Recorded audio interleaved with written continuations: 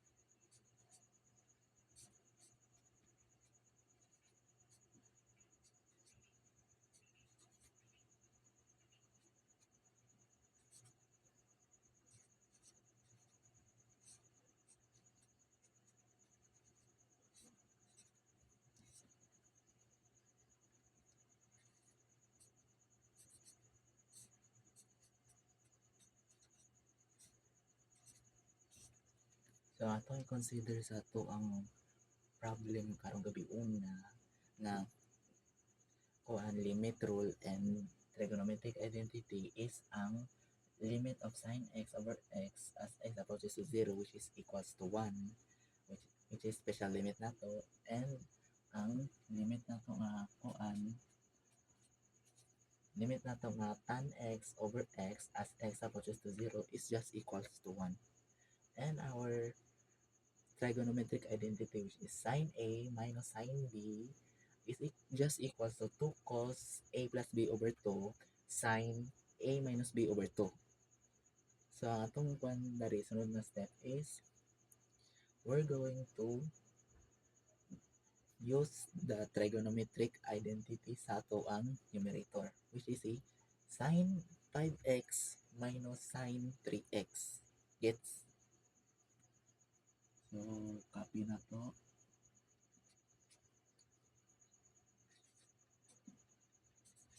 Sine 5x minus sine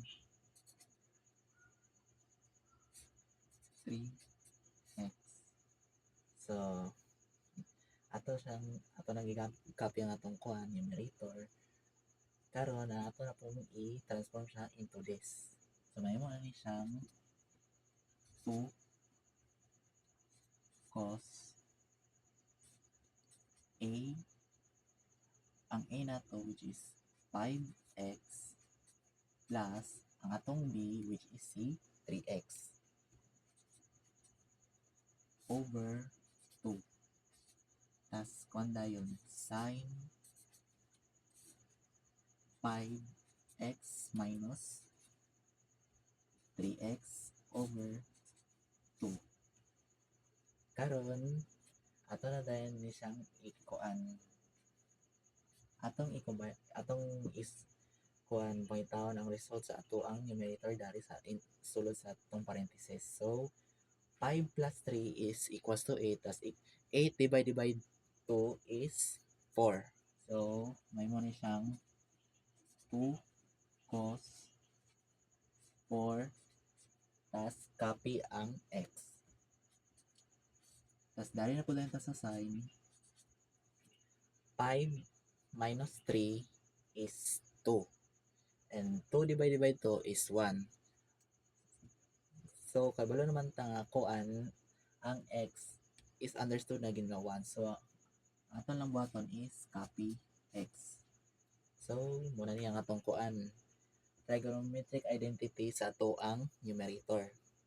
Karon ato na po dayon siyang i-transform ang atong equation in i-rewrite na atong atong kuan atong current equation into this nga kuan ilisan na ang kuan numerator.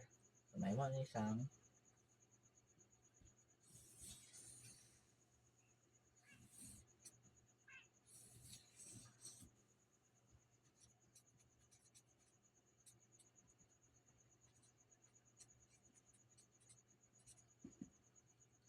so ang step 3 na to is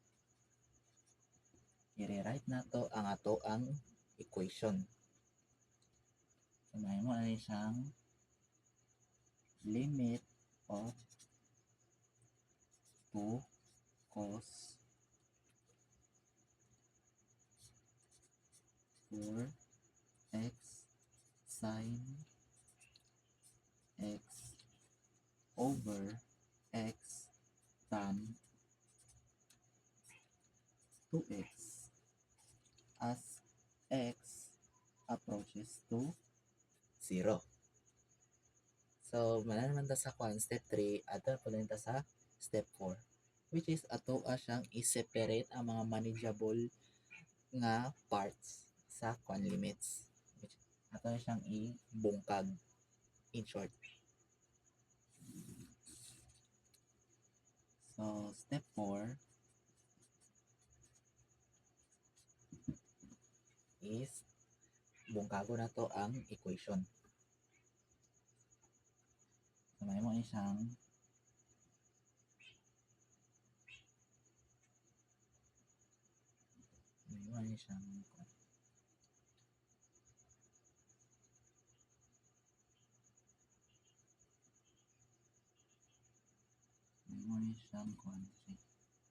limit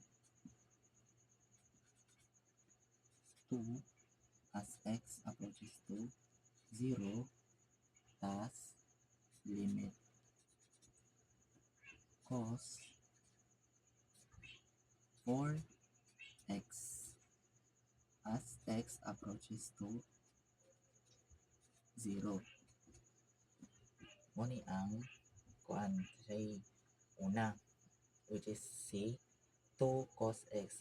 Ato siyang kuan ato siyang si kapyon in kuan pareha sa gibot ni Sir JM nga kanang dili shortcut. So manadayon ni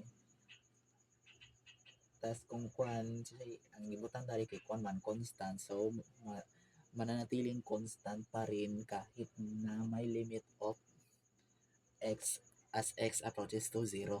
So may mga isang 2 tas ang kani pabilin gyapon siya nga kuan limit of cos 4x as x approaches to 0. Muna ang kuan muna ang gibuhat ni Sir GM. Tas pagkauman dayon ato na dayong i-substitute si 0 sa x. So muna dayon ni make abo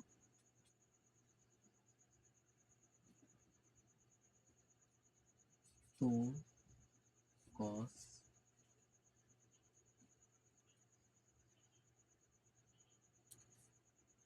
4 0. So 2 cos of 0 is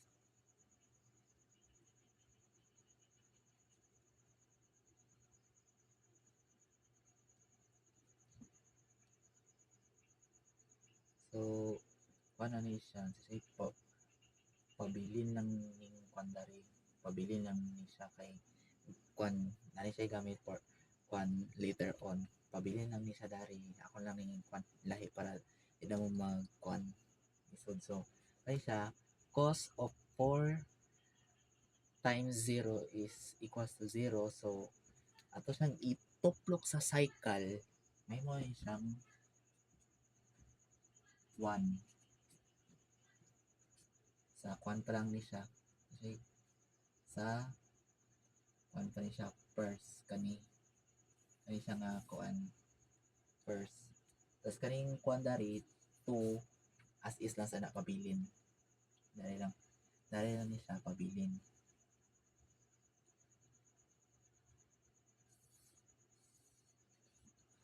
Tas let us move on sa isa na pod ka kuan. Isa na pod ka kuan limit, which is si sin x over x.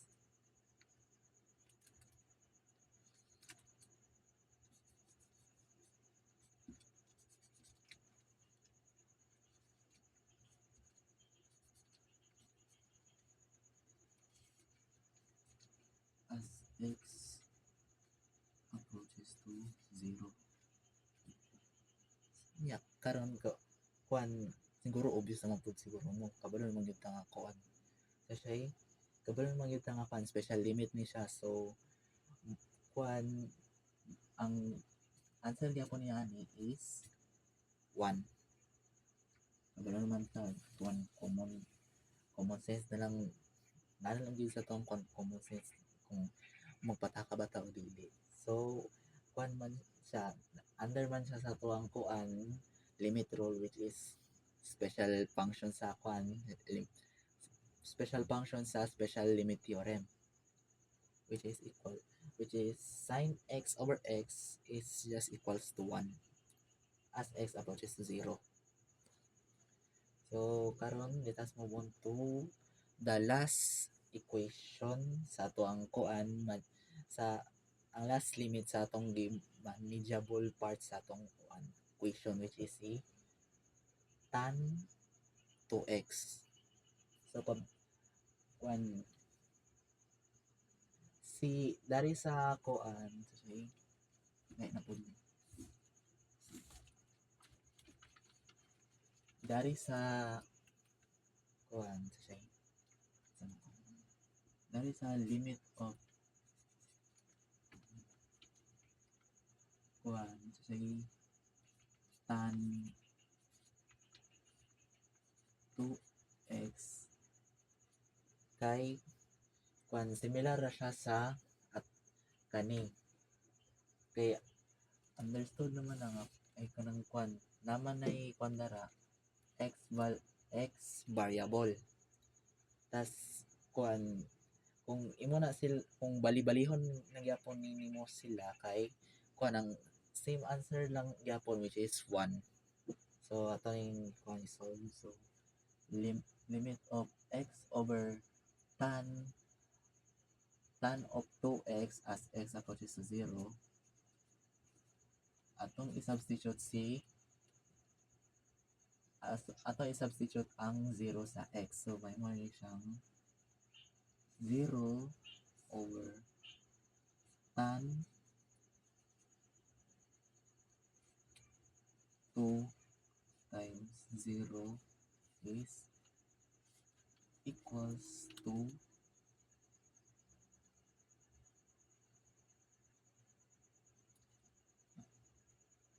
wait.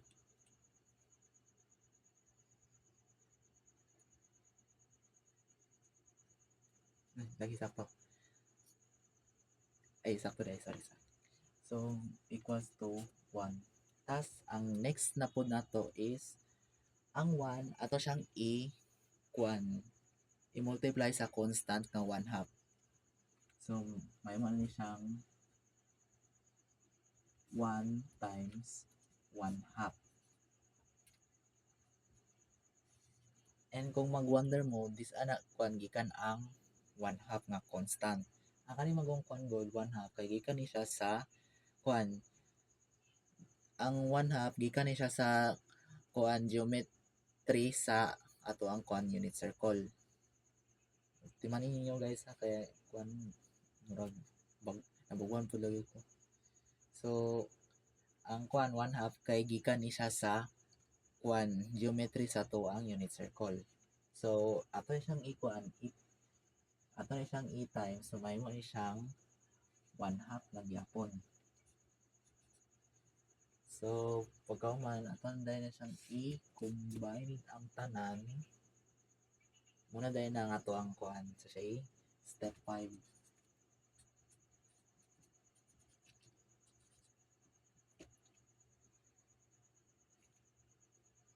I-write down ng kuan tanan result. So may mo ni siyang 2 times 1 times 1 times 1/2 is just equal to 1. So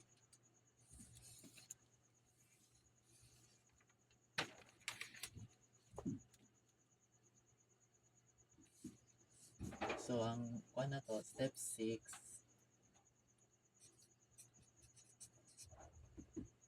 is our final answer, which is C